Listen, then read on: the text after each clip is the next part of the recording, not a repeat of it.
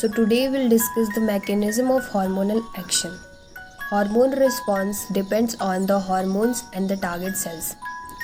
Response is not always the synthesis of new molecule but also includes changing permeability of the plasma membrane, stimulating transport of the substances into or out of the cells, altering the rate of the specific metabolic reactions, causing contraction of smooth muscles or the cardiac muscles. The receptor of the lipid soluble hormones are located inside target cells, and the receptor of water soluble molecules are the part of the plasma membrane of the target cells. On the target cells, the hormone receptor complex acts by many of the following mechanisms. First, by altering the permeability of cell membrane. Second, by activating the intracellular enzymes. And third, by activating the genes. Now we'll discuss the action of lipid soluble hormones. First of all, a free lipid soluble hormone molecules diffuses from blood through the interstitial fluid and through the lipid bilayer of plasma membrane into cells. The hormones binds to an activate receptor located within the cytosol or the nucleus of the cell. Then the activated receptor hormones complex then alter the gene expressions. Then after that DNA is transcripted, so the new mRNA forms and leaves the nucleus and enters the cytosol. mRNA directs synthesis of new protein enzymes on the ribosome that alters the cell, activates and cause response. So let's see through the diagrammatic representation.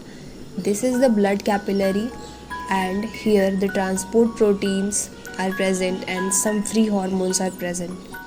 So these free hormones are bind to the transport protein. Further, the free hormones diffuses into the cell through interstitial fluid.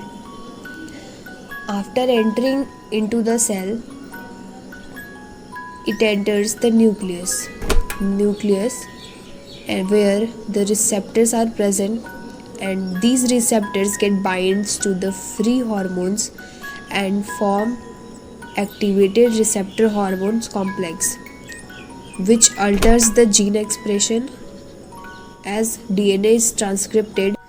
So transcripted DNA will form mRNA, and these newly formed mRNA will direct synthesize a specific protein of ribosomes, and these ribosomes will form new protein, and this new protein alters the cell activity and cause a response. Now we'll see the action of water soluble hormones. So water soluble hormones are the first messenger diffuses from blood through interstitial fluid, binds to its receptor at the exterior surface of the target cell's plasma membrane. Then after that, hormone receptor complex activate a membrane protein that is called G protein. Activated G protein in turn activate adenylated cyclase. Then adenylate cyclase converts ATP to cyclic AMP into the cytosol of the cell.